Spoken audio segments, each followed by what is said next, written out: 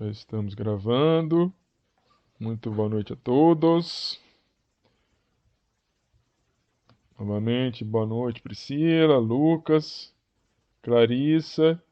O Lucas é gêmeo, tem duas pessoas. Não, brincadeira. Boa noite, Clarissa. Boa noite, Demian. Boa noite, Lucas. Boa noite, Nicolas. Boa noite, Priscila. Estamos juntos. Olha, eu vou falar pra você, hein? O pessoal me abandonou mesmo, né? Me abandonaram. Trato tão bem vocês. Deve ser a prova, né? Não é possível. A prova vai ser. Não vamos conversar depois. A prova vai ser das 9 da manhã até as 23 horas. Bastante tempo pra vocês fazerem. Deve ser o feriado mesmo, sabe? Espero que o pessoal não esqueça. Você tá entendendo a prova. Ah, vamos ver. Vocês estão enxergando, gente? Alguém que tenha com áudio tá esteja ligado para vocês poderem falar se vocês estão enxergando?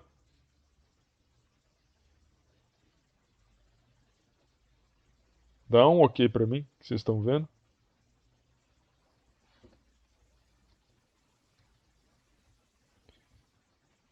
Vocês estão vendo a apresentação? Beleza. Então, nós começamos a ver na aula passada. Vou falar sobre a prova depois do. Conversar um pouquinho mais da prova, mas depois do intervalo, tá? Nós começamos e falamos sobre um pouquinho. Esse último tópico, né? A última aula chama Soluções e Misturas. Nós definimos um pouquinho sobre o que era um sistema homogêneo e um sistema heterogêneo, com base no número de fases, e fases é toda parte de um sistema em que você pode caracterizá-la em qualquer ponto, né, desse sistema, e essas características se mantêm constantes. E depois a gente viu, né, um sistema homogêneo, podendo ser uma solução ou uma substância, e aí pode ser uma substância pura e uma substância composta. Vimos também que as substâncias compostas são substâncias constituídas por mais de dois elementos, né? Não pode ter apenas um elemento, são dois ou mais elementos, e que podem ser, é, elas podem ser decompostos nos seus elementos simples, em uma substância simples, a partir de um processo de reação de decomposição. Já as substâncias puras são substâncias formadas por um único elemento e você não consegue, a partir dela, gerar uma substância, ou você não consegue decompô-la, vamos dizer assim, né? Também, aqui eu falei um pouquinho sobre as questões de interação, uma complementação em termos de valores das interações, inclusive é ponto de pauta da prova, sobre as interações intermoleculares, mostrando, né, que as interações do tipo íon-íon é muito mais forte do que as ligações de hidrogênio, até chegar nas ligações de London, que são ligações do tipo dipolo induzido, dipolo induzido. E depois a gente começou a falar sobre misturas que é um sistema, né? A gente considera uma mistura um sistema formado de duas ou mais substâncias puras. Isso é definido como uma mistura, né? E aí a gente começou a definir o que vinha a ser uma mistura ou não dentro de um sistema. Por exemplo, um sistema heterogêneo, que pode ser uma mistura, como é o caso de água e areia, porque são constituídos por duas substâncias, e mas você pode ter um sistema heterogêneo que não é uma mistura, como é o caso de gelo e água, porque gelo e água apresentam apenas uma única substância, ainda que seja um sistema heterogêneo, porque você vê duas fases, uma fase líquida e uma fase sólida. A questão também de misturas líquidas, nós vamos ver um pouquinho mais para frente, um pouquinho mais especificado isso, né? Mas você também tem misturas líquidas, misturas. ah, Aqui, na verdade, é uma mistura sólido-líquido. Você tem permanganato dissolvido em água. Isso aqui é uma mistura, porque você tem duas substâncias. E é uma mistura homogênea, porque você pegar essa solução e dividi-la, você está entendendo? Você pegar ela, dividi-la e pegar em qualquer parte dessa solução, ela terá as mesmas características. Então, é uma mistura e é um sistema homogêneo. Mas você pode ter um sistema homogêneo que não é uma mistura, como é o caso desse frasco que contém somente Cl2, ou seja, só tem cloro gasoso, ou seja, aí você tem uma substância pura, é um sistema homogêneo, mas não é uma mistura. Aqui nós não vimos, eu começo aqui a parte nova sobre soluções, e veja bem, gente, essa questão de soluções é uma questão importante. Quando a gente estiver fazendo as contas, a matemática disso é muito importante, tá? Para todo o curso de química.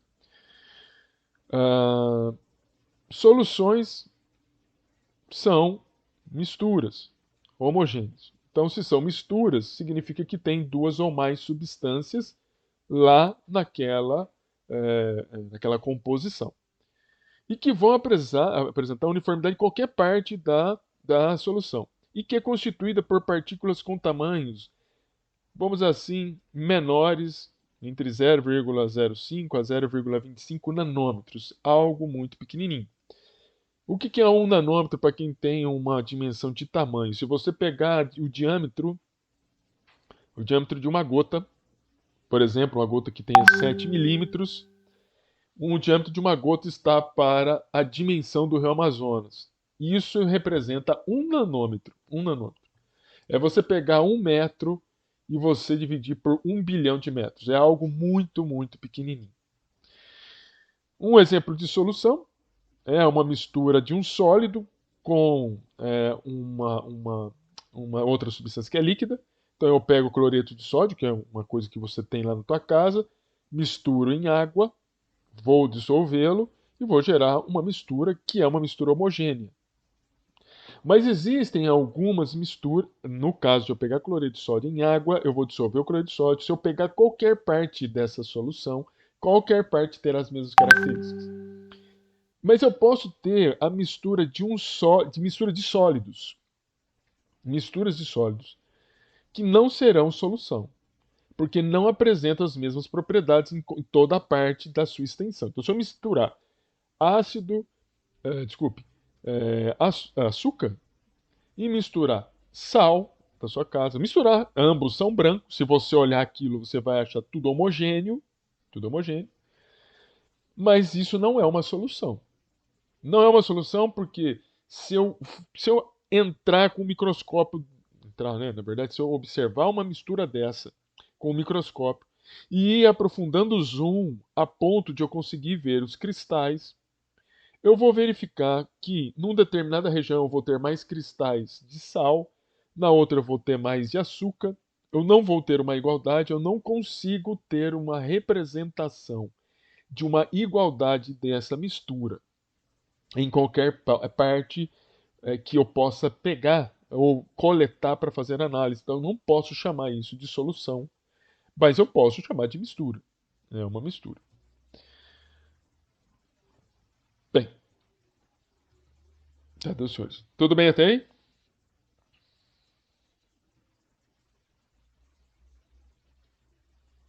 Beleza. Numa solução, existe, ou uma solução, ela é formada por dois componentes. Um que nós chamamos de soluto, o outro que nós chamamos de solvente. O solvente é sempre o item que está em maior quantidade numa solução.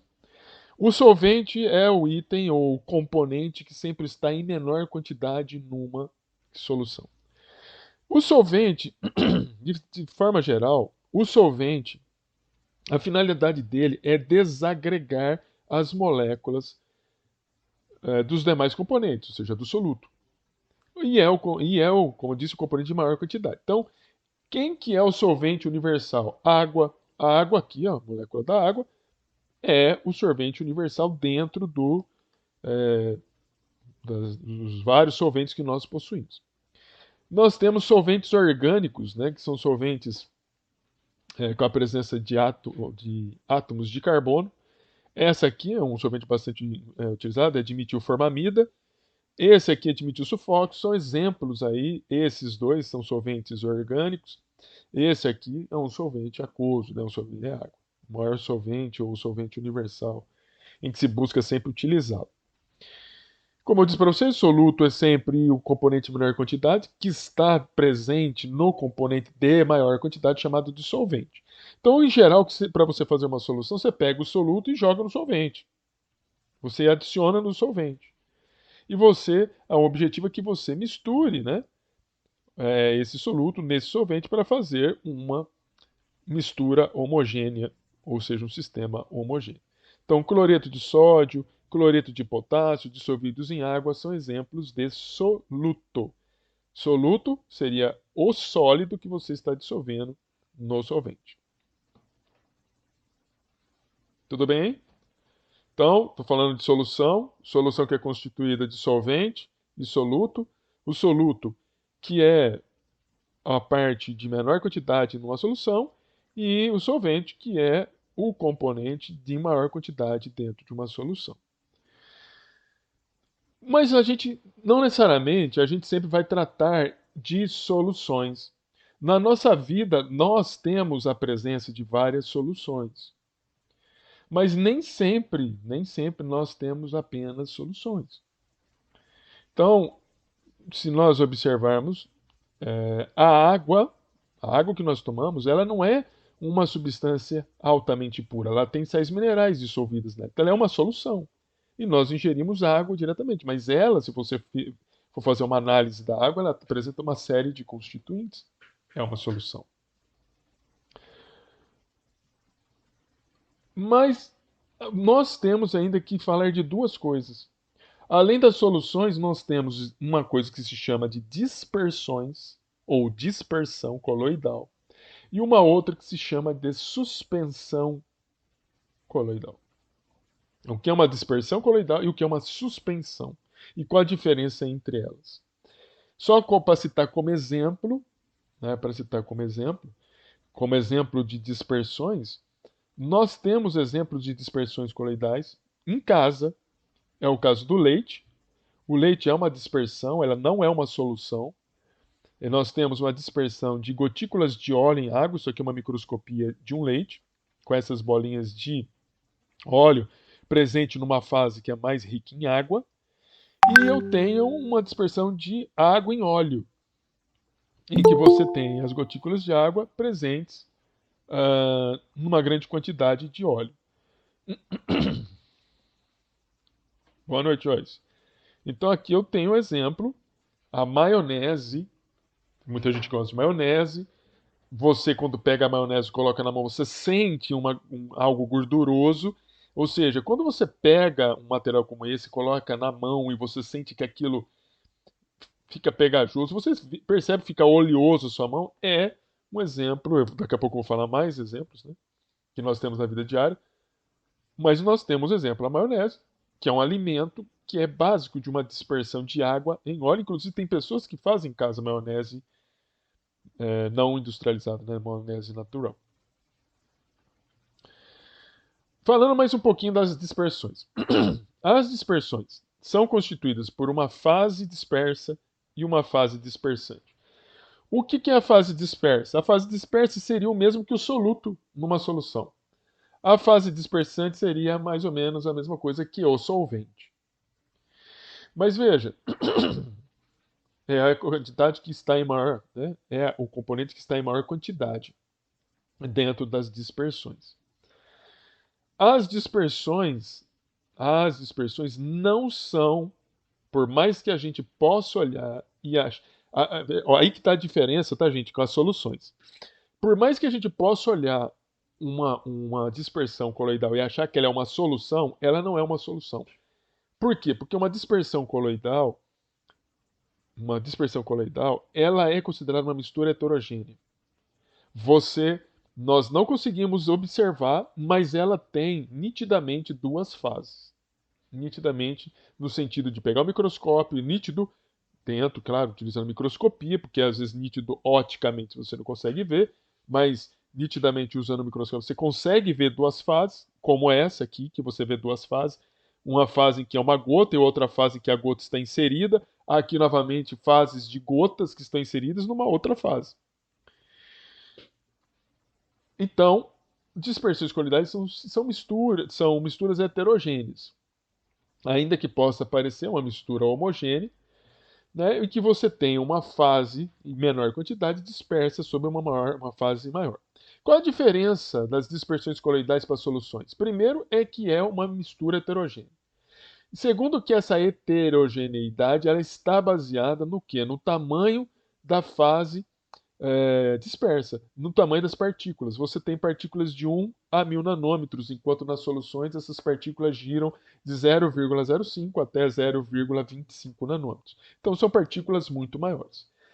As dispersões coloidais, elas apresentam um efeito chamado efeito Tyndall. O que é esse efeito Tyndall? Se eu pego um laser, você também pode verificar e fazer isso no tua casa, tem pessoas que têm aqueles lasers de bolso. Quando você injeta, aponta um laser para uma dispersão coloidal, ele começa a interagir com as partículas que estão dispersas, as partículas dispersas que estão, né, no componente que é o dispersante. E isso espalha a luz e você consegue ver o caminho percorrido pelo laser. Isso é chamado de efeito Tyndall. Você tem um espalhamento da luz. Quando você tem um líquido, uma solução, a solução você não vê o efeito Tyndall. Percebe que você tem um espalhamento, que é por causa aqui, do vidro, muito, muito pequeno, mas você não vê o caminho do laser como você vê numa dispersão coloidal. Então, duas coisas caracterizam muito uma dispersão coloidal. O fato de se ter partículas de tamanho maiores do que uma solução tendo tamanhos de 1 a 1000 nanômetros, enquanto numa solução é de 0,05 a 25 nanômetros, e o fato de apresentar um efeito de espalhamento de luz chamado de efeito Tyndall. Tudo bem, gente?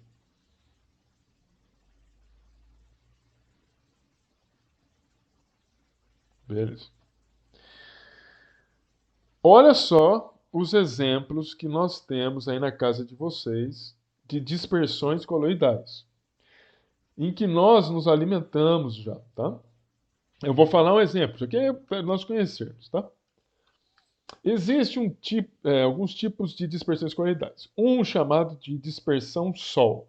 O que é essa dispersão chamada dispersão Sol? É uma dispersão coloidal na qual o dispersante é um líquido e a fase dispersa é o sólido. Ou seja, é quando você pega uma quantidade sólida e dispersa ele no líquido. O mingau, por exemplo, um mingau que você faz, e um mingau é bom. O mingau é um exemplo de dispersão coloidal e um tipo de dispersão coloidal chamado de sol. Sol vem de sólido, ou seja, quando a fase dispersa é um sólido dentro de uma fase líquida, por exemplo. Mas a fase dispersa é um sólido. Um gel também é um exemplo de dispersão coloidal, mas ele é uma dispersão coloidal em que o disperso é o líquido e a fase dispersante é o sólido. Então agora mudou. Quando eu tenho uma dispersão, é, uma fase dispersa, ou seja, a menor quantidade que está na mistura é um sólido e a maior quantidade pode ser um líquido, etc., você tem uma dispersão coloidal chamada de sol.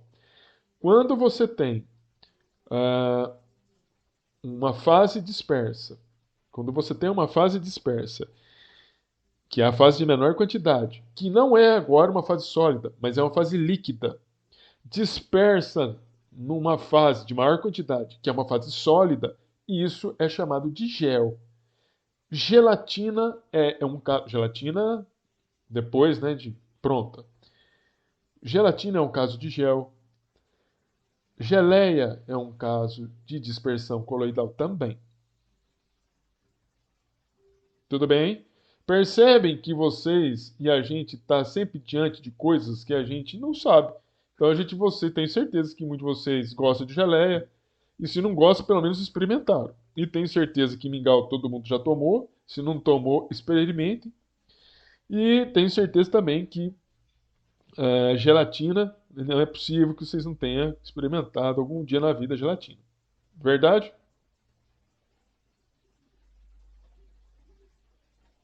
Beleza. É, Nós temos um outro tipo também de dispersão coloidal, chamado de emulsão. Emulsão, gente, é uma dispersão coloidal na qual o dispersante e a fase dispersa são líquidos.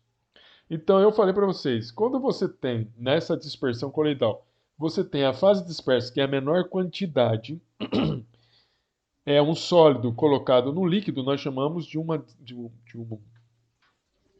dispersão sol. Sol de sólido. Quando você tem uma dispersão gel, você tem a fase dispersa é um líquido. A menor quantidade é um líquido, dentro de uma maior quantidade que é sólida. E aí a gente viu gelatina, geleia, etc. Mas você tem uma terceira também, tipo de dispersão coloidal, em que você tem uma pequena quantidade de um líquido dentro de um outro líquido. Em geral, isso acontece quando você pega e mistura líquidos que não são totalmente miscíveis. Nós vamos falar um pouquinho mais para frente isso. Você mistura, por exemplo, óleo com água. Se você misturar óleo com água, ainda que seja pouca quantidade, você vai verificar que o óleo não se mistura completamente com a água. Também é mentira falar que o óleo não se dissolve na água. Parte do óleo consegue se dissolver na água, mas é uma quantidade infinitamente pequena. Nós vamos falar de solubilidade depois, é muito pequena. E como é muito pequena, essas quantidades que nós colocamos, ainda que pequeno, de óleo, a gente consegue observar que ele não se mistura. Então a gente chama essas substâncias que não se misturam com outras como substâncias immiscíveis. E quando as substâncias se misturam, são chamadas de miscíveis. Veja só, veja bem. Então, quando eu pego um óleo e misturo com água, eu deixo ele quietinho, você vai ver a separação da fase, né? Você vê nitidamente aqui o óleo com a água. Mas se eu provocar, né, uma agitação de tal maneira que eu faço um cisalhamento. Cisalhamento significa que eu começo a agitar, eu começo a bater, eu uso uma pá, por exemplo, um agitador, um mixer, e eu misturo essas duas fases, eu vou ter isso aqui. Isso aqui é chamado de emulsão. É quando você, por meio de agitação, e você pode colocar inclusive agentes estabilizantes, você consegue misturar dois líquidos immiscíveis. E isso permite você fazer os cremes. Você deve ter na tua casa, principalmente as meninas, muitos cremes. Esses cremes são exemplos de emulsões. Vocês têm emulsões que podem ser do tipo óleo em água. O que significa uma emulsão óleo em água ou óleo-água? Óleo-água significa eu tenho pequena quantidade. Veja bem o seguinte: eu tenho óleo-água. Eu tenho pequena quantidade de óleo e uma grande quantidade de água. Quando eu tenho uma emulsão óleo em água, um creme que é a base de óleo em água, você passa o creme na sua mão, você não fica sentindo, você não tem aquela sensação de gordura, né? Você não tem sensação de gordura, de óleo na mão. Quando existe esse fato em que você tem uma grande quantidade de água e uma pequena quantidade de óleo, em geral, quando você agita essa mistura, se a menor quantidade for o óleo, você vai formar gotículas de óleo dispersas no dispersante que é a água. Essas gotículas de óleo, elas vão ficar em torno de uma grande quantidade de água. Então você imagina que todo esse branco aqui é água, está escrito. E aqui você tem a gotícula do óleo. O que acontece? Se a gente não colocasse nenhum estabilizante coloidal, esse óleo, com o passar do tempo, essas gotículas de óleo, a tendência delas é que elas coalesçam. Coalesçam. Coalescer significa que elas vão juntando uma na outra, porque o óleo não gosta de água. Ele gosta de óleo. Então a tendência dele é interagir com outras gotas de óleo para poder fazer o quê? Diminuir a exposição do óleo na água. E a tendência é que você faça uma separação de fase em minutos ou em horas. Isso é normal. Se você pegar um pouquinho de água e um pouquinho de óleo e agitar, eles vão se misturar e logo depois eles vão se separar. Mas se você colocar um pouquinho de detergente, dependendo do detergente que você utilizar, você pode manter essa mistura de substâncias, de líquidos immiscíveis, misturados por mais tempo.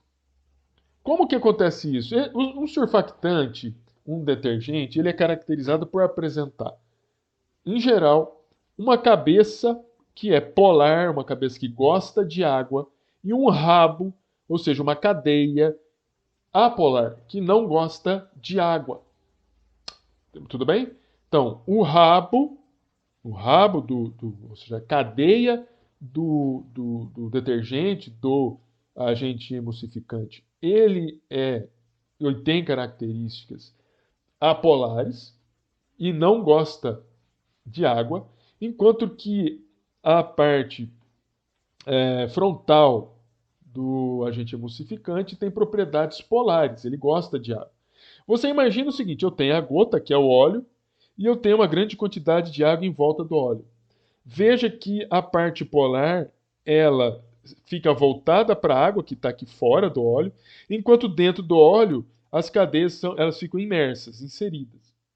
A presença desse agente surfactante dificulta a coalescência, dificulta a outra gotícula como essa se aproximar e, e coalescer. Não estou falando que não aconteça, estou falando que dificulta. Tá? E isso faz com que uma emulsão permaneça por mais tempo, permaneça por mais tempo, permita por mais tempo que dois líquidos immiscíveis se misturem. É o caso de um creme. Quando essa capacidade do agente emulsificante de manter essas gotículas separadas começa a terminar, você começa a ver uma separação de fase. Então, quando você deixa um creme na tua casa muito tempo sem usar, ou você deixa um creme na tua casa muito exposto ao sol, a tendência é que você favoreça essa separação de fase. Aí você pega o creme, você vê que tem um líquido lá dentro, você não sabe o que que é, e você vai falar, pô, estraguei o creme. Muitas vezes, se a gente pudesse refazer esse processo de agitação, nós poderíamos até reutilizar o creme. Não estou falando que é para você usar creme estragado, hein? Mas você pode ter uma situação contrária, em que você, ao invés de ter um excesso de água e pouquinho óleo, você tem um excesso de óleo e ter um pouquinho d'água. Quando isso acontece, você vai pegar a fase que tem menor quantidade, que é a água, você vai fazer gotículas. Quando você agita, você gera gotículas pequenas de água, que estão imersas num monte de óleo. Se você tem um agente surfactante, esse agente surfactante vai colocar a sua parte polar voltada para a água e ele expõe as cadeias para a fase oleosa. Veja que a configuração da maneira como o agente emulsificante estabilizante muda, mas justamente essas situações, tanto essa que é uma emulsão óleo em água, ou essa que é uma emulsão do tipo água em óleo, todas elas têm a finalidade de manter líquidos que são immiscíveis numa forma miscível, numa forma que eles possam viver misturados. Tudo bem?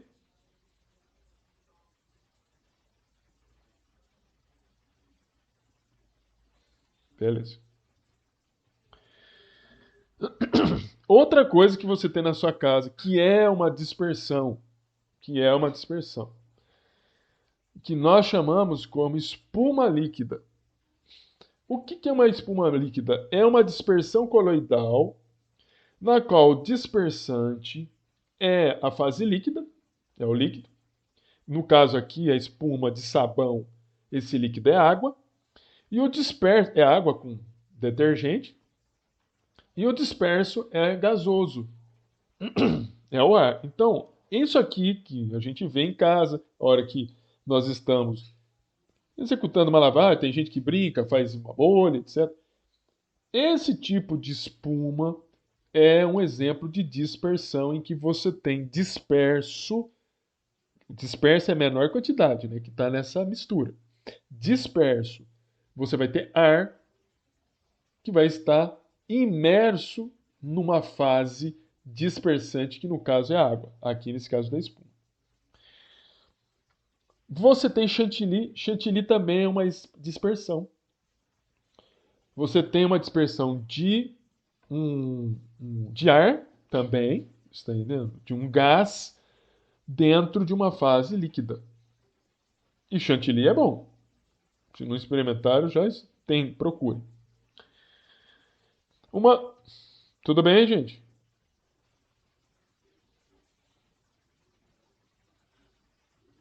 Beleza. Nós temos outros tipos de dispersões coloidais. Não sei se vocês já viram. Bem, primeiro, o que são espumas sólidas? Aí vai ter gente que vai falar assim: ah, para com isso, o professor ficou doido. Espuma sólida. Não, espuma sólida. É a dispersão de um gás.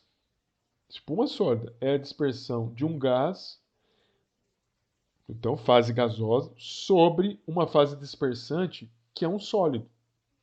A pedra pómez, que é isso aqui, né, que tem seus poros, tá, ela é um exemplo disso. É uma dispersão de um gás num sólido. A Tech Bond, que é essa espuma sólida, que é utilizada para você preencher, né, espaços vazios na construção, Tech Bond, que é essa espuma aqui, é uma espuma do tipo gás, fase dispersa, sobre um dispersante, que no caso é um sólido. Aerossol sólido. Aerossol sólido. É a dispersão coloidal na qual o dispersante. Bom, olha só, são coisas que a gente tá todo dia, tá? Aerossol sólido é quando você tem um sólido disperso no ar. Isso é aerossol sólido. Tá? Uns exemplos. Poeira que você vê ao longe. Isso aqui é uma foto de São Paulo, dá uma olhada. Você tem aqui o ar azul livre e olha aqui esse cinza, essa fase cinza. Isso aqui o que que é? É uma camada de poeira dispersa na fase gasosa. O que que vem a ser isso aqui? Isso aqui é uma fumaça de queima, de uma queimada. Também é um exemplo de dispersão coloidal, do tipo aerossol sólido. Você tem um sólido, geralmente fuligem, que está disperso no gás. Você tem aqui o aerossol líquido. É uma situação quando você tem.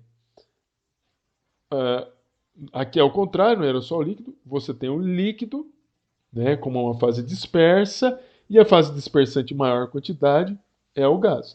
Então, falou aerossol, a fase dispersante é gás. Se é um aerossol sólido, quem está disperso é um sólido. Se é um aerossol líquido, aerossol é a fase dispersante um gás, então a parte líquida, no caso aqui, é a fase dispersa. E neblina, por exemplo, é uma dispersão coloidal. Neblina são o quê? Gotículas pequenininhas de água dispersas no ar. Tudo bem?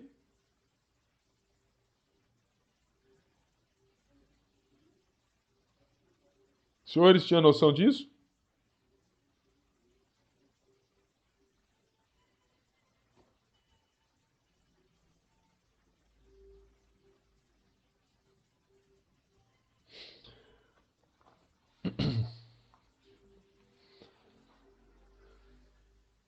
O spray é um aerossol.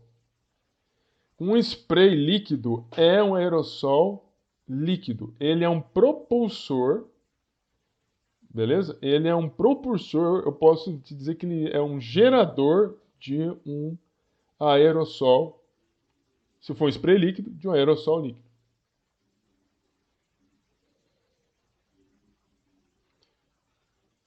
Tudo bem, Priscila?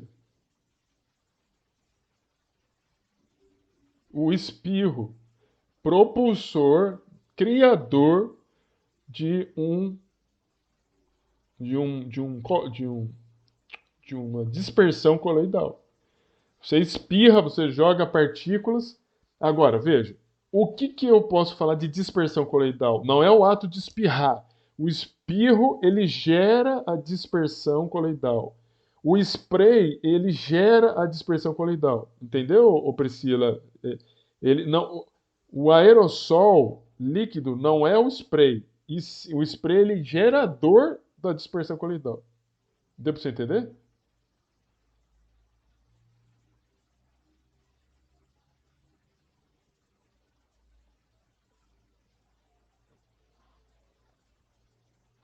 Beleza. Vamos continuar. Olha que coisa interessante, mas eu posso ter outros tipos de dispersões coloidais. Eu falei que quando você tem Sol, dispersão Sol, você tem uma fase dispersa que é sólida.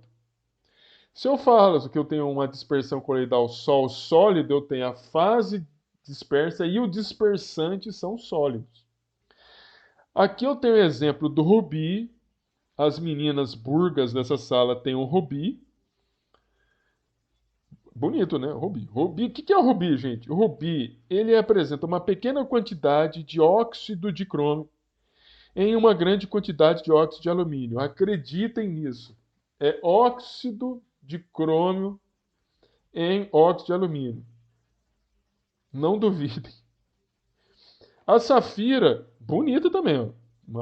Não, bonita.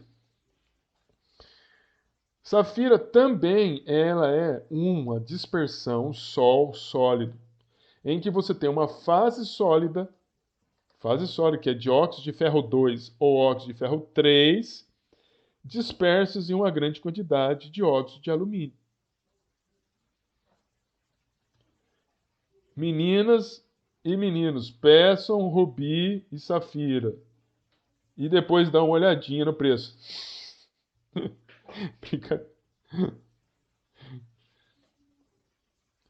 É a própria natureza sob alta pressão. Se você. é, Porque esses materiais são materiais cristalinos. Se vocês se lembrarem, né, nós falamos, né, Clarice, que a gente até viu, né, sobre as estruturas cristalinas e seus retículos cristalinos, né?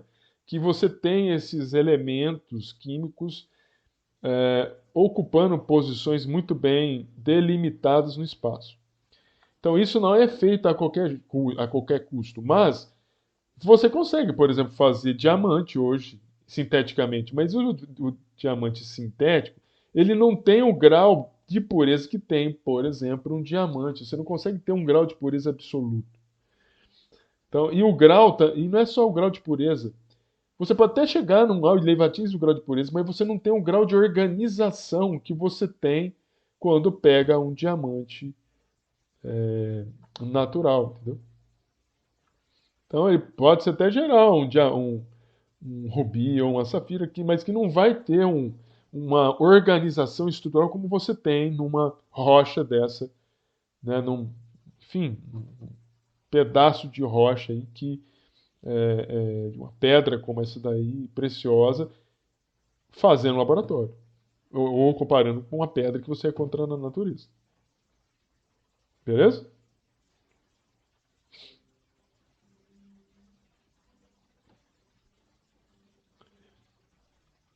Entenderam aí, gente? Mano, isso aqui é interessante, porque a gente não para pensar, né? Você vê lá uma pedra, você fala, isso aqui deve ser. Né, não dá muita importância, mas é uma dispersão coloidal. Olha só, agora eu estou vendo suspensões. Então, primeiro, o que, que eu estava vendo antes?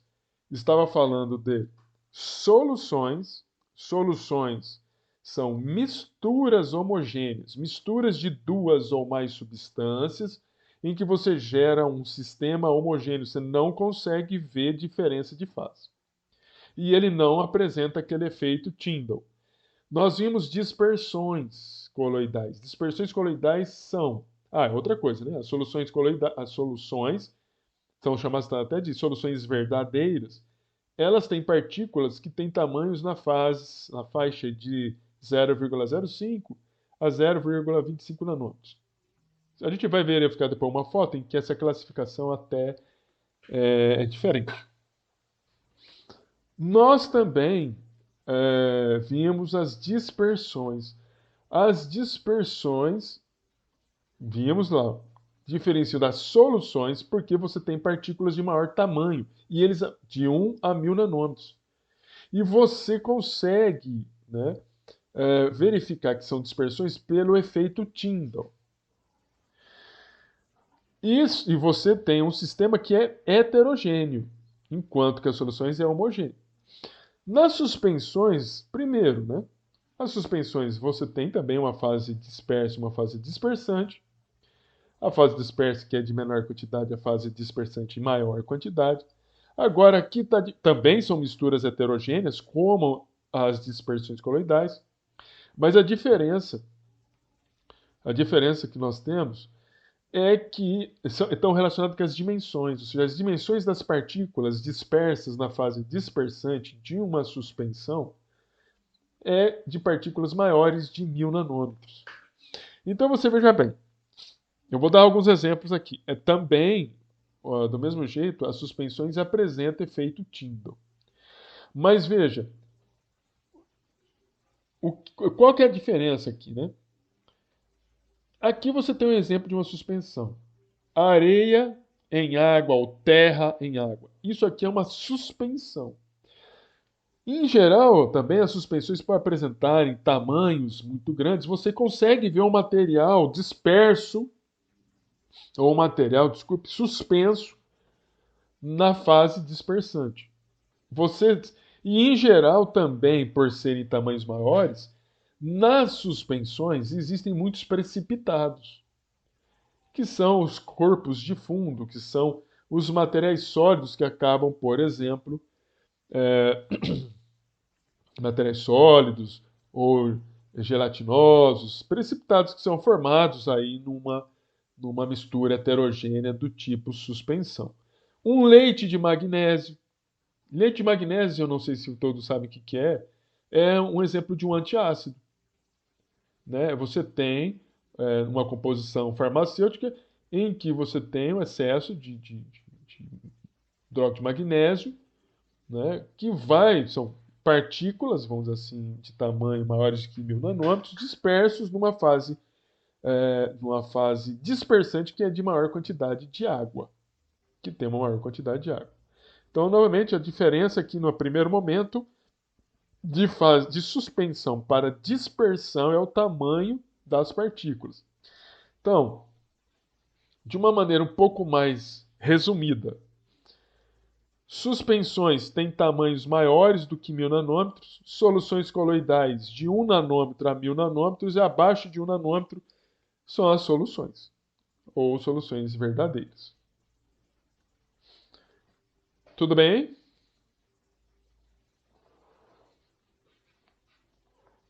Compreenderam?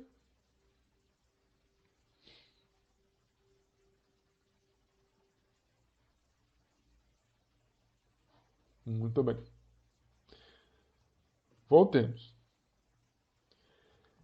Aqui eu vou fazer, gente, nós vamos falar agora um pouquinho de classificação das soluções. Então, o que que são soluções?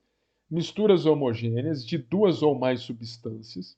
Então, não são sistemas, são misturas homogêneas, né? São misturas homogêneas, mas de duas ou mais substâncias, seja lá simples ou compostas. E que têm tamanhos menores que de 1 nanômetro. As soluções podem ser classificadas em função do seu estado físico, em função do estado físico da solução, em função do estado físico do soluto e do solvente, e em função da natureza do soluto. Em função do estado físico da solução, nós podemos ter uma solução que é sólida, líquida e gás. Nós vamos dar um exemplo daqui a pouco. Em relação aos estados físicos do solvente e do soluto, nós podemos ter soluções do tipo sólido-sólido. O primeiro é soluto, o segundo é solvente. Sólido-sólido, líquido-líquido, sólido-líquido, gás líquido, gás, gás. A gente vai ver exemplos de soluções, inclusive muitas delas presentes na casa de vocês. E natureza do soluto, que pode ser molecular ou pode ser uma natureza iônica. Vamos aos exemplos para que vocês entendam. Então, tipos de soluções com base no estado físico. Eu falei com base no estado físico, sólido, líquido ou gás. Vamos primeiro para o gás. O que vem a ser uma solução, um tipo de solução que nós chamamos de solução gasosa? É uma solução que você tem mistura de gases. Independentemente da proporção que você pegue um gás ou outro, os gases eles acabam se misturando e formando misturas homogêneas. Porque a tendência das moléculas gasosas, como elas estão muito afastadas, as interações são de menor intensidade e acabam muitas vezes sendo irrelevantes as forças de interação intermoleculares. Então, a tendência das moléculas é que elas se misturem, que elas não fiquem presas num determinado local. E aí a gente tem a mistura do nitrogênio e do oxigênio. É um exemplo. O ar também é uma solução gasosa. Nós temos soluções líquidas.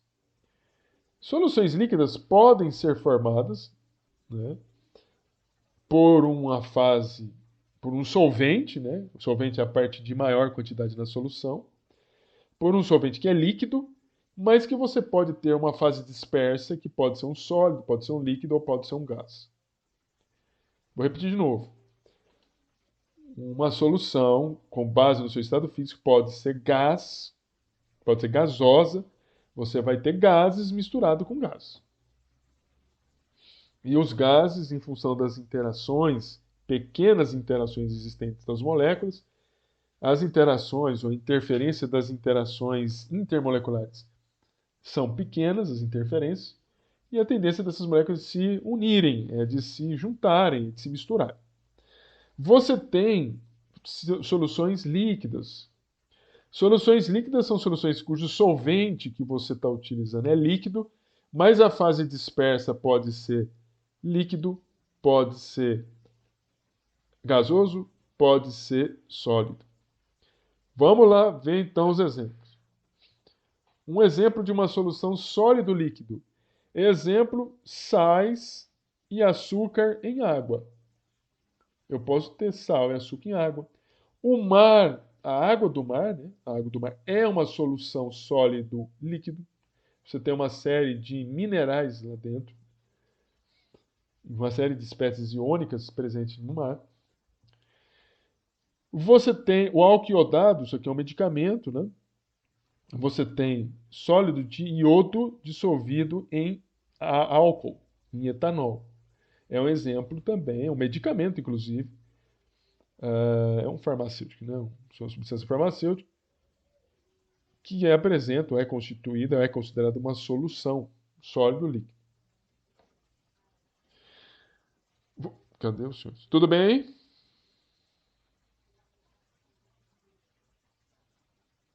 Tudo bem, senhores?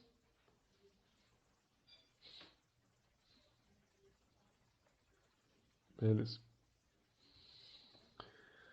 Nós temos também, nós temos também, ou podemos ter, soluções do tipo líquido-líquido. Você tem uma fase dispersa que é um líquido, numa fase dispersante que é um líquido. Primeiro exemplo, combustível.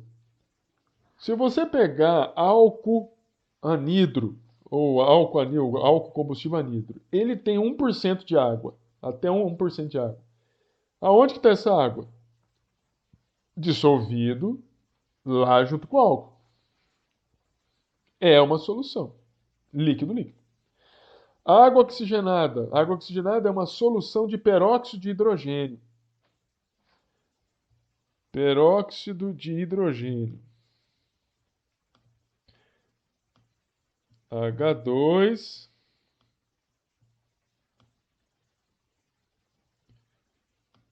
O2. Então você pega o H2O2 e dissolve em água. Você vai ter água oxigenada. Álcool, 70%. Agora que a gente está no estado de pandemia, estamos, né, usando muito álcool, 70%. O álcool 70% é também uma solução líquido-líquido. Você tem exemplos em que, numa fase dispersante líquida, você dissolve gás e você tem uma solução gás líquido. Por exemplo, água de aquário. Água de aquário, você geralmente tem uma bombinha que fica borbulhando gás lá dentro. O gás, na verdade, tem uma bomba que borbulha, assopra gás para dentro. Esse gás, que é o ar, né? Tem oxigênio, tem nitrogênio. A ideia é você oxigenar, é você permitir que moléculas de oxigênio sejam dissolvidas naquela água. É uma solução gás líquido.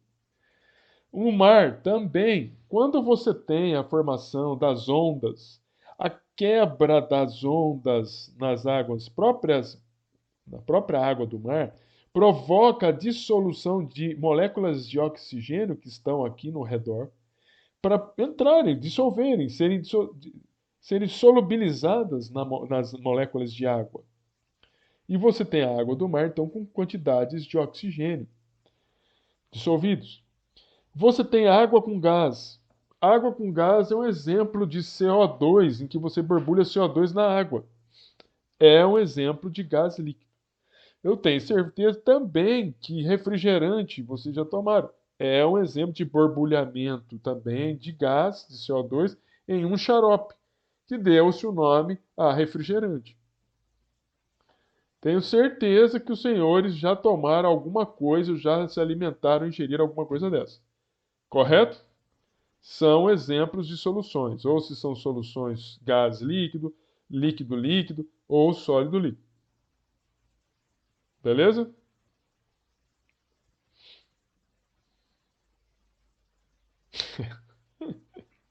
Pois é, tá vendo?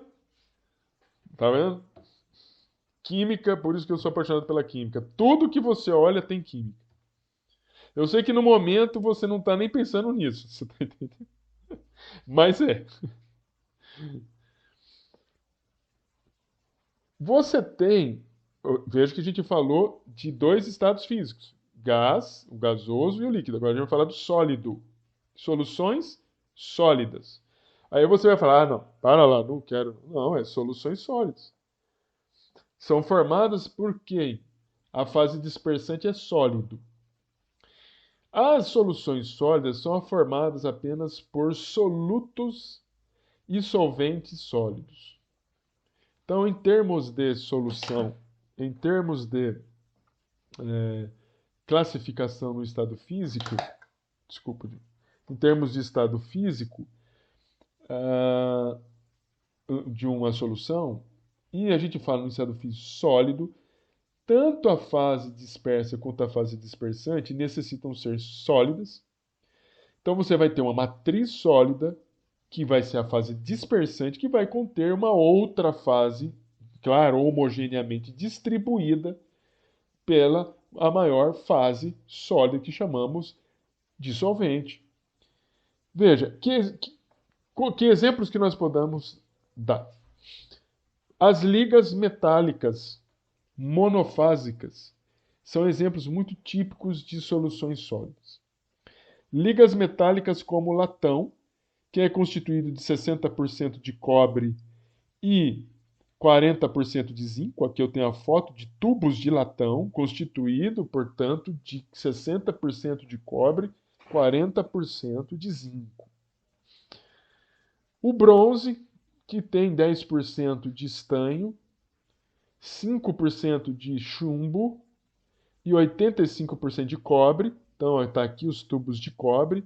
Então, um tubo que se diz de cobre é um tubo. Você sabe que, infelizmente, no nosso país tem uma quantidade grande de roubo de cobre. Muitos pegam o cobre para poder vender, o seu preço é alto. Mesmo porque você vai ter uma grande quantidade de cobre metálico, uma pequena quantidade de chumbo e uma pequena quantidade de estanho. Você tem o aço inoxidável, que é situações em que você possui, por exemplo, composições de 12% ou mais de cromo em ferro. E aqui você tem o tubo de aço inoxidável. Então você veja bem a diferença que você tem em termos do visual destes materiais, seja de latão, seja de cobre, seja de aço inoxidável. Beleza aí, gente?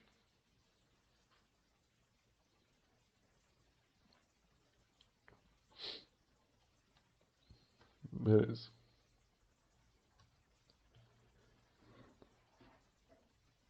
Mais uma informação importante.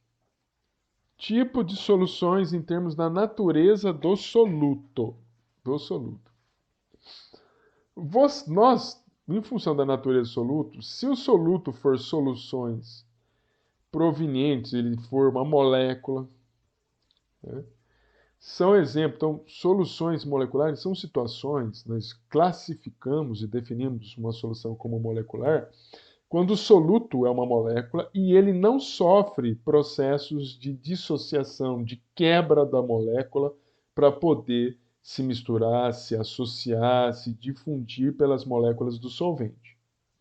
Como não existe, ela não existe um processo de ionização da molécula e apenas um processo de solubilização, de dissolução da molécula do soluto sobre o solvente, você não gera espécies eletrolíticas, você não gera espécies iônicas, ou seja, você não gera íons.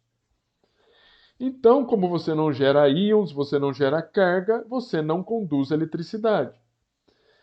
Se eu pegar o benzeno, que é uma molécula orgânica, que não gosta de água, e eu colocar o benzeno em uma outra molécula, ou seja, num conjunto de outra substância, que é o tetracloreto de carbono, o tetracloreto de carbono, as moléculas, a gente vai falar daqui a pouco como se formam essas soluções, mas as moléculas de tetracloreto de carbono se separam para poder receber e permitir com que as moléculas de benzeno possam se ajeitar dentro das moléculas de tetracloreto de carbono. A fitaloceanina em diclorometano, o diclorometano é um solvente orgânico. O diclorometano, ele é uma espécie, né, um organometálico, desculpe, é um organo clorado. O organo clorado significa que você tem átomos de cloro nessa molécula. E só um minutinho, deixa eu desenhar aqui para vocês. Então, as citalocianinas são moléculas grandes, tá? Que têm estruturas muito bem definidas, não vem o caso aqui, mas são moléculas que não são solúveis em água e que você consegue dissolver num solvente que não gosta de água. Ambos aqui, tá? Então, são moléculas que não sofrem processos de ionização. Quando o benzeno não sofre processo de ionização quando está no tetracloreto de carbono, e a fitaloceanina também não sofre processo de ionização quando está no diclorometano.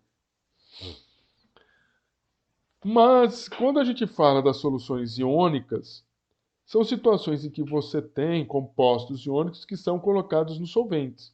Esses compostos iônicos sofrem dissociação. Sofrer dissociação significa o seguinte, que eu tenho cloreto de sódio, e esse cloreto de sódio em água vai gerar Na e Cl-.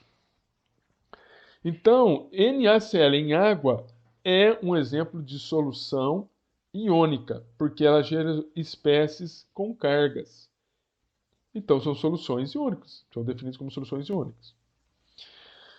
Quando você coloca compostos moleculares, quando eles não reagem, não provocam processos de ionização, não geram íons como essas espécies, nós dizemos que a solução é molecular.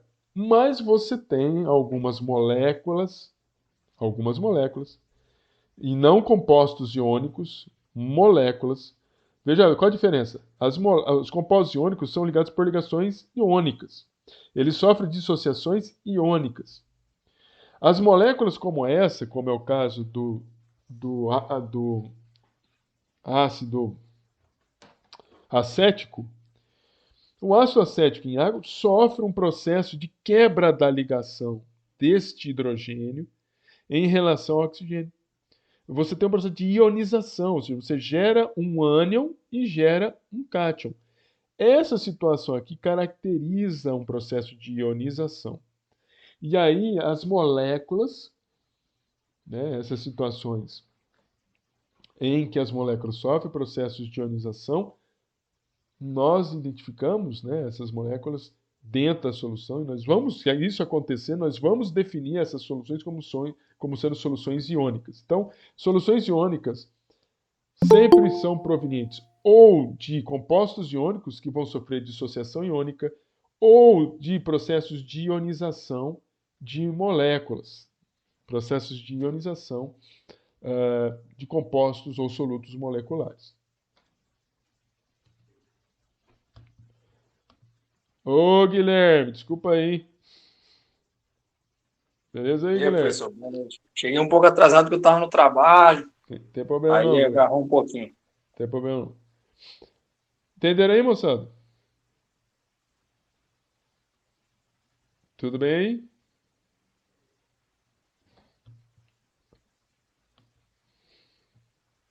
Muito bem. Vamos falar um pouquinho sobre a formação de uma solução. Veja, a gente está falando de solução. Eu falei para vocês que solução é uma mistura homogênea de duas ou mais substâncias. Essa solução, ela pode ser uma solução sólido-líquido, ela pode ser uma solução líquido-líquido, ela pode ser uma solução gás-líquido. E quando eu falo gás líquido, significa que o gás é a minha fase de menor quantidade, chamada de fase de soluto, e a fase de maior quantidade, chamada de solvente. Tudo bem? Vimos também processos de soluções, que são soluções sólidas, que você vai precisar ter tanto sólido a fase, o soluto, como sólido o solvente. E vimos também soluções em que nós temos solventes, solventes gasosos, nós temos soluções, na verdade, líquidas, né? Ainda assim líquidas. Quando você tem soluções gasosas, todos os solutos são gasosos. Quando a gente tem, novamente, soluções gasosas, todos os solutos são gasosos. Quando nós temos soluções líquidas, aí nós podemos ter também soluções líquidas, onde o líquido está em maior quantidade, mas o soluto é um composto gasoso. Ele pode ser gasoso, o soluto, ele pode ser sólido, ele pode ser líquido. Isso nós vimos. Mas como se formam essas soluções? Como se dá a formação dessas soluções? Veja, quando você trabalha na formação de solução gasosa, a mistura, a formação de uma solução, ela é espontânea. Veja bem, o que a gente chama de uma situação espontânea? Imagine esse desenho aqui que você tem as moléculas vermelhas de um lado e as moléculas verde de outro. O que acontece quando a gente abre a torneira? Quando a gente abre a torneira, tem duas situações, talvez três. A primeira situação é você abrir a torneira e as moléculas vermelhas ficarem aqui e as moléculas verdes ficarem aqui, ou você poderia ter uma segunda situação em que as vermelhas poderiam vir aqui para as moléculas verde e a terceira, as verdes, ir para aonde estão as vermelhas. E posso até citar uma quarta, onde o vermelho vai para o verde e o verde vai para o vermelho. Ora, quando a gente fala dessa questão da espontaneidade, algo que é espontâneo, gente, é algo, é aquela tendência, é uma questão de probabilidade, tá? Uma questão de probabilidade. Se você parar para raciocinar, qual que é a probabilidade desse gás vermelho ficar aqui a hora que eu abrir essa portinha? Zero. Ou muito próximo de zero. A tendência é que as moléculas não fiquem paradas, porque as moléculas gasosas apresentam pequena interação. A tendência é que elas tenham movimento. Então, este movimento das verdes irem, as moléculas verdes ir para onde estão as vermelhas, e as vermelhas ir para onde estão as verdes, é um movimento comum, elas interagem pouco. Uma vez formado essas soluções, né, que estejam homogeneamente distribuídas, as moléculas não se separam mais. Não existe probabilidade delas se separarem. Você pode até gastar energia para separar elas, mas naturalmente elas não vão se separar. Então, um exemplo aqui do lado é uma tendência natural, que eu estou falando para você. Uma coisa que é espontânea é uma coisa que é natural. Quanto mais natural for uma coisa, mais espontânea ela será. E muito está associado com questões de probabilidade.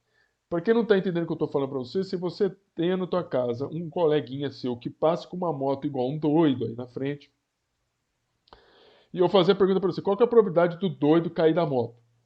Você vai falar, é altíssima. Esse altíssima significa, é a espontaneidade do processo. O cara é tão doido que não tem noção que vai se machucar e um dia ele vai se machucar. É a mesma coisa as moléculas. As moléculas, se você abrir essa torneira, a tendência delas é elas interagir. Porque existe maior probabilidade delas interagir do que ficarem quietinhas aqui.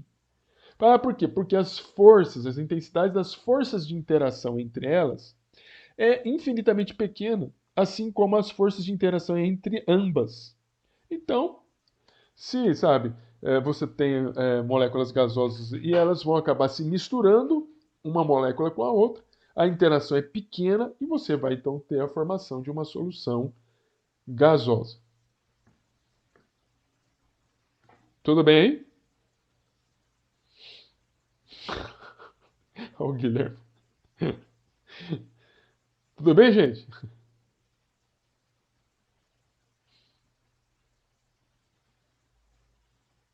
Vocês estão aí? Vocês me abandonaram? Beleza.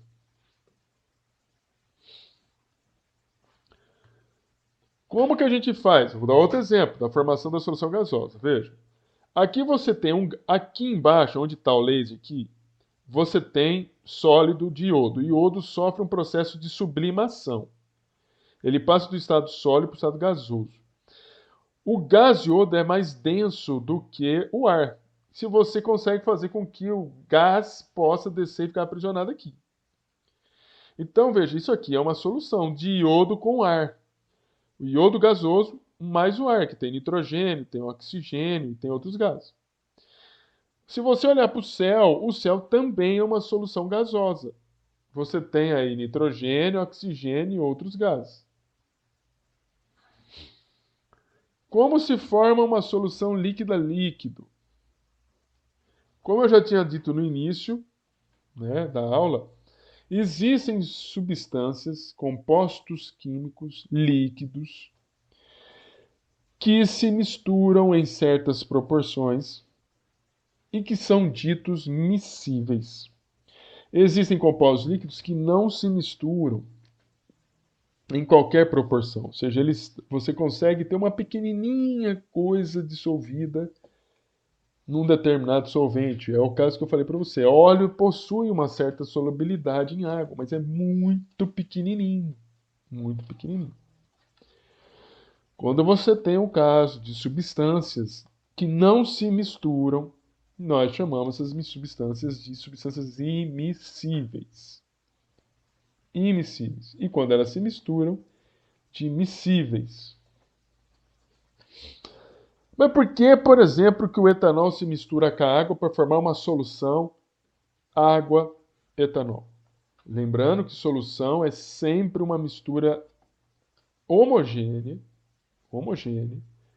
de dois compostos puros que estão se misturando. Aqui eu tenho uma solução de etanol com água, em que o etanol vai interagir com a água e vai formar a solução da água, porque a água possui interações e vivem, né, as moléculas de água, né, através de interações de ligações de hidrogênio, mas as moléculas de etanol também permitem a realização das ligações de hidrogênio. O que acontece é que quando você mistura etanol com água, as moléculas de etanol empurram as moléculas de água. Empurram, separam as moléculas de água. elas têm a característica de poder também ter uma interação interessante, uma interação com as moléculas de água por meio das ligações de hidrogênio, que são interações fortes. E esses tipos de interação, veja que a molécula de etanol é uma molécula grande, ela acaba afastando as moléculas de água que estão ao redor dela. E isso afasta as moléculas de água, por exemplo, que estariam próximas a esta molécula. E aí você vai conseguindo misturar uma grande quantidade de etanol junto com as moléculas de água. Então você consegue acomodar, né, as forças de atração existentes por meio das ligações de hidrogênio. Né? Então, importante essas questões. Claro que aqui existe uma tendência muito grande. Veja bem, se você pegar a molécula de água, só as moléculas de água, pegar o líquido água, lá você tem um sistema organizado, você só tem moléculas de água.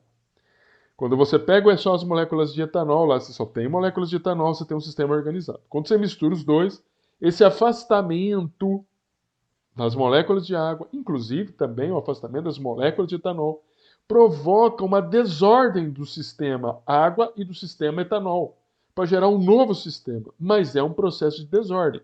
Aqui, a tendência natural é da desordem.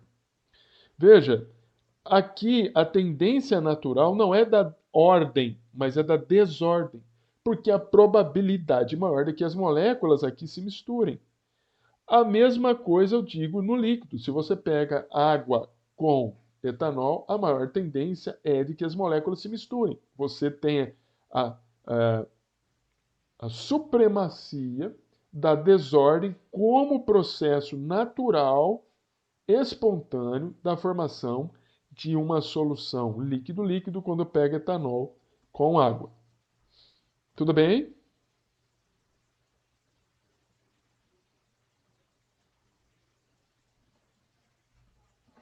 Muito bem. Aí eu pergunto para você, por que... Daqui a pouco eu já vou dar uma paradinha, tá? Só um momento. Por que o benzeno... Benzeno é essa molécula. Por que o benzeno não se mistura com a água? Veja, a molécula de água está aqui, interagindo por meio de ligações de hidrogênio. Por que o benzeno não mistura com a água? Porque a água é uma molécula polar, a água interage por ligações de hidrogênio.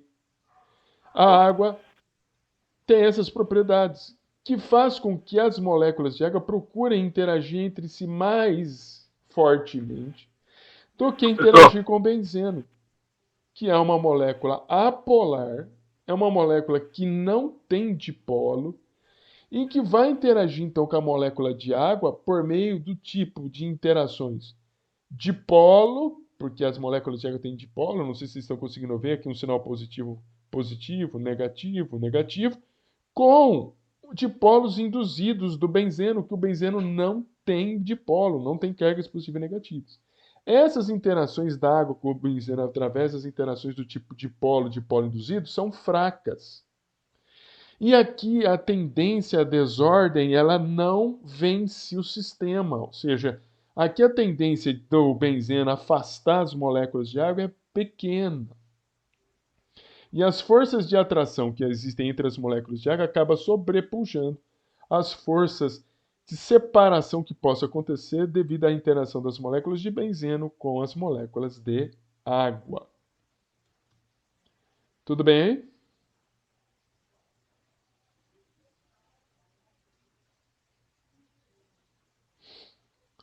Pois bem. Mas o benzeno consegue se dissolver, por exemplo, no tetracloreto de carbono, que é essa molécula. Tetracloreto de carbono, você tem 4 átomos de cloro ligados a um átomo de carbono.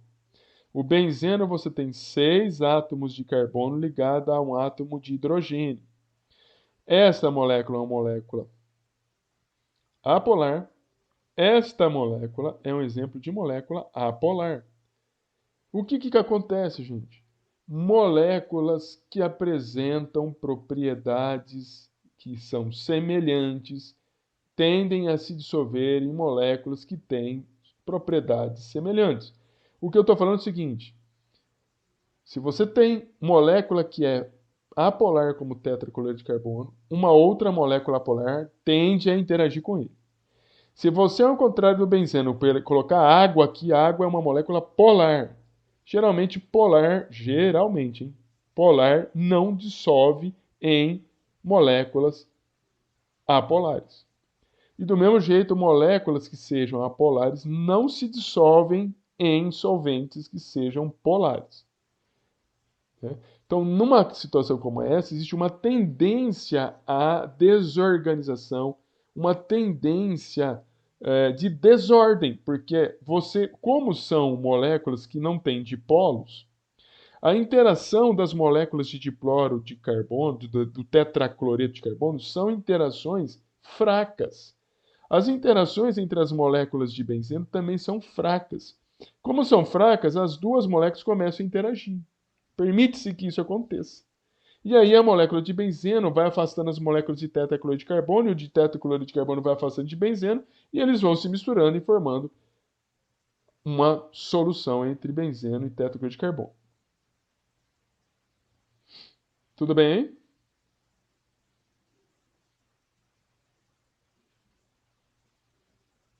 Professor, Oi? Pode no falar, caso, Guilherme. esse ato de afastar a outra molécula faria o quê? Depois ela uniria as duas por estar afastando? Você imagina que eu tiver. Deixa eu voltar aqui. Aqui é uma situação que é difícil de acontecer. Por quê? Você tem aqui as moléculas de água, são moléculas apolares. O benzeno é uma molécula apolar. A água é uma molécula polar. O que eu disse é que semelhante dissolve semelhante. Então, se eu tivesse aqui uma molécula que fosse polar, ela a tendência dela é interagir com a molécula de água. Porque é o seguinte, quando você tem uma molécula polar, o dipolo dela pode interagir com o dipolo das moléculas de hidrogênio e você começar com o dipolo das moléculas, não, com os dipolos da molécula de água, ou seja, com os dipolos aqui nos átomos de hidrogênio e também de oxigênio. Então, isso faz com que você possa afastar uma molécula de água. E à medida que você vai afastando uma molécula, afasta a outra, você vai afastando as moléculas uma da outra, vai permitindo que uma molécula polar se insira no meio de outras moléculas polares. Uma molécula que é apolar, como o benzeno, não tem força para afastar as moléculas de água. As forças de interação de uma molécula apolar, como o benzeno, com as moléculas polares, como a água, é muito pequena, não consegue. É como se você tivesse aqui na molécula de água, onde vocês estão vendo os vermelhinhos aqui, o branquinho, é como se você tivesse um grupo de alunos que interagem muito e fortemente, não permitiria que outro, um terceiro aluno, aqui no caso seria uma, duas, três, quatro, que um quinto aluno pudesse interagir com eles. Ou seja, ele exclui, é um processo de exclusão, porque a capacidade do benzeno em interagir com esses quatro moléculas de água é pequena. Ah, mas por quê? Porque o benzeno ele é um composto apolar e a água é um composto polar. Quando eu estou falando aqui do benzeno e o tetracloreto de carbono, é o contrário. As interações das moléculas do tetracloreto de carbono ou as interações das moléculas de benzeno são interações fracas. Fracas porque você tem. São moléculas apolares, moléculas que não têm dipolo. Se não tem dipolo, elas vão interagir como? Através de interações do tipo dipolo induzido, que as interações são fracas. Como elas são interações são fracas, tanto são fracas as interações entre as moléculas por si só, ou seja, individualmente, mas a interação entre elas acaba sendo mais favorecida, porque abaixa o estado de energia, está entendendo? De uma molécula individual. Eu estou falando para você o seguinte: as moléculas de tetracloreto de carbono só se afastam porque o benzeno, ao ser permitido entrar entre essas moléculas, eles conseguem dar algum tipo de estabilidade para as moléculas de tetracloreto de carbono, que as moléculas de tetracloreto de carbono por si só não conseguem dar. O benzeno também se insere entre as moléculas de tetracloreto de carbono, porque as moléculas sozinhas de benzeno não conseguem dar a estabilidade que o benzeno quer. Por isso que as duas são miscíveis. Elas tentam resolver um problema que ela sozinha não está conseguindo. Tudo bem? Tudo bem, Guilherme? tudo. Beleza. Eu vou dar um tempinho para vocês, depois eu falo da solução só, tá bom? Vou fazer um intervalo, os senhores dão uma descansadinha aí. E esse falatório vai acabar daqui a pouquinho. Beleza? 15 minutos para nós. Encerrando a primeira parte.